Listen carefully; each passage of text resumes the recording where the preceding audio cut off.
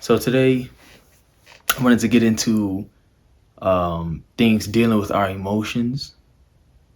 Now, in dealing with our emotions, if we don't learn how to process them and how to control them, we will act out.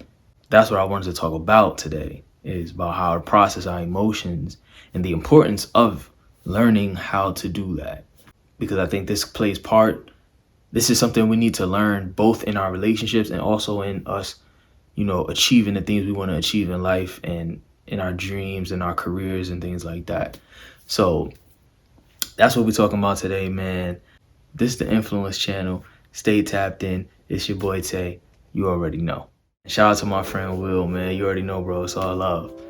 He told me that emotion is just energy in motion. Now I don't know if he got it from somebody else, but I'm just telling y'all what the bro told me.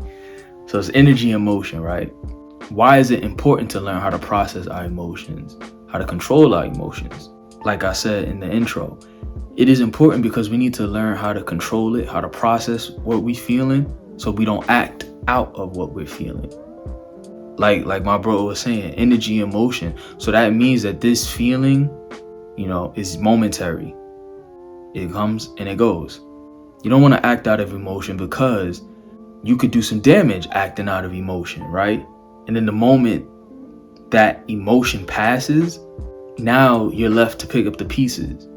And I like to think of the Hulk. Bruce Banner is left to clean up after what the Hulk does. So he's not my favorite hero. My favorite superhero is Iron Man. That's the guy. But I relate to the Hulk because from a more spiritual aspect, because I feel like there's a way that God wants us to live, but our sinful nature, that's my Hulk, will end up sinning. And yet who I am in Christ, now I gotta clean up the mess that I caused by falling into sin. Even in chasing our careers, I think on what Kobe talked about in the video, he talked about like certain players trying to front on, what they're feeling, when big moments in games came and they'll be nervous or they'll be afraid, they'll try to act like they're not afraid and then eventually mess up and things like that. So that's why I feel like it's very important, because even in our relationships, but also in us pursuing our careers, there's gonna come moments where we may get afraid and it's time to show up and show out, and you may be afraid, and you not processing what you feel may cause you to shut down, or it may cause you to act erratic, and then either way you don't perform well in the moment. We can go to Proverbs 16, right? Verse 32. So Proverbs 16 verse 32, and I'm reading King James Version. He that is slow to anger is better than the mighty, and he that ruleth his spirit than he that takes a city. Now when you think about that, that's big, because when you think about what is mighty, when you think about someone who takes a city, you're gonna think, oh, that's big time. You know what I'm saying? That's strong. Here we're seeing in Proverbs that the one who rules his spirit is even greater, as if the level of difficulty in ruling your own spirit is even greater than those things, even greater than ruling us and taking over a city. As we see in the Bible, ruling your spirit, you want that. We'll go to Proverbs 25 verse 28. So in verse 28, he that has no rule over his own spirit is like a city that is broken down without walls. Now when I read this and I thought about a city without walls, I see any and everybody, any and everything coming in and out of that city. And when we look at this, someone who doesn't rule over his own spirit, your spirit, your flesh, your body is that city. You allow anyone, healthy, toxic, whatever, you're in relationships with any and everybody. You allow anything into your spirit or out, and you just have nothing to govern what is taking residence in here. And a city with no walls is not safe. Let's get into the how, right? How can we learn? Especially when I'm doing my morning affirmations, or my self-talks and things like that. I did a video on that. Y'all go check that out. It's just being still. Don't have my mind occupied by other things. Right now, I need to do self-inventory. How do I feel right now? And in my self-talks, I would ask myself that, yo, what you feeling right now? How do you feel today?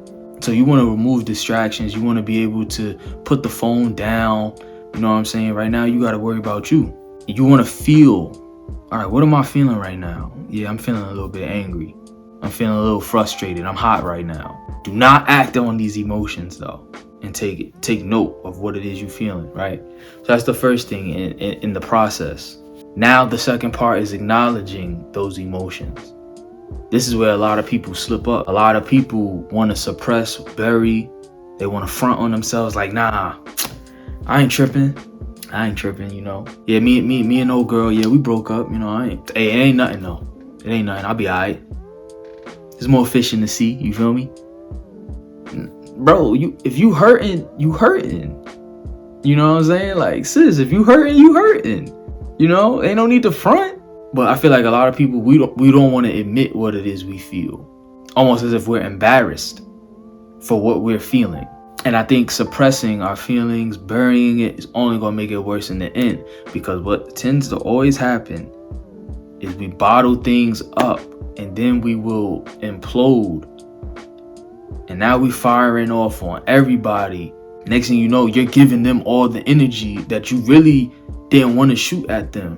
Because they weren't responsible for what it is you feeling anyway. Especially for us as men, because how society has things going is almost like they want men to be silenced. Just even from when we're boys. Man up. Stop crying like a girl. Even though our fathers, our male figures want us to be strong, that's probably why they're saying that. But they also have just shot at an opportunity to teach us it's all right that you feel this. Now you got to rise above it, you know? So even when we're young, it's like we're taught that crying is weakness. Not only that, but also us as men, it's kind of like we're judged on results. That the world, nobody cares about what it is you got going on. All that matters is what you produce. There's even things like happy wife, happy life. Men don't have a happy wife, happy life. We don't have that saying. At least I've never heard it. So it's like even in relationships, when a relationship fails, what did the man do wrong? You know what I'm saying? It's kind of like our feelings don't really matter. It's just the results. We got to learn to acknowledge our emotions and acknowledge what it is we feel and say, yeah, this is what I'm feeling right now. And then next, after that, you got to ask yourself this question.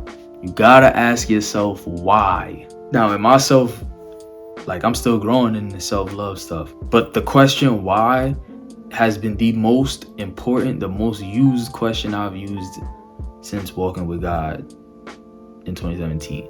Because it gives me understanding and it's going to highlight the root of where it all began. So it's the same thing here with your emotions. When you feel something and you're asking yourself, why do I feel this? You keep asking yourself this until you get to the very beginning, until you can't ask it no more. Then you'll start to understand, oh, okay, this came from this. It puts you on a path of learning yourself and giving you the opportunity to take the proper course of action with your feelings. Because every moment is different, you know. I'm not going to say we're going to always get everything perfect. Most times we are going to act out of emotion because the moment is the moment. If you want 10, you want 10, you know. But when you address the root, you could really get to the nitty gritty. You really could fix the problem. But when you just deal with the surface level stuff, you can't really end it properly, you know? You can't solve it because all you did was just, you know, it's like a temporary fix. And then lastly, but this is like a really important thing. This is a very important thing with our emotions that I feel like needs to be said. And I'm still learning it too. Not to beat yourself up for having an emotion, but begin to process and begin to understand why you have it. It's kind of what I was talking about back to the step 2 with acknowledging our feelings. like we're almost embarrassed to feel what we feel, so we won't acknowledge that it is really weird that you really feel that. But the energy is almost from a place of get over it. And it's kind of like we're coming from a standpoint of like, yo, you shouldn't even be feeling this. That is what I got for y'all today. I feel like this is a very important thing for us to learn, because I think it's going to help us in what we put out into the world. Because a lot of times we putting things out because our emotions are leading. And sometimes a lot of the bad stuff, our emotions are leading us. Even in the moment that our emotion, because they say when emotion is high, logic is low. So I guess we want to do our best to be able to make logic be at the same level of our emotions, if that makes sense. But all in all, you just don't want to be giving full vent to your emotions, because it's not going to be sweet. And prayerfully, y'all are on path for what God has in store for you. Nfluence merch, the hoodie, the beanie, the t-shirt, his link is in the description. Rack up, cop yours now. Support the brand, support the wave. To everyone who has done it, I appreciate y'all. I appreciate y'all so much. Make sure you hit the like, the subscribe, share, because this is for you and yours. But yeah, man, y'all let me know what y'all think. Y'all let me know some things that y'all come to learn about how you process your emotions and stuff like that.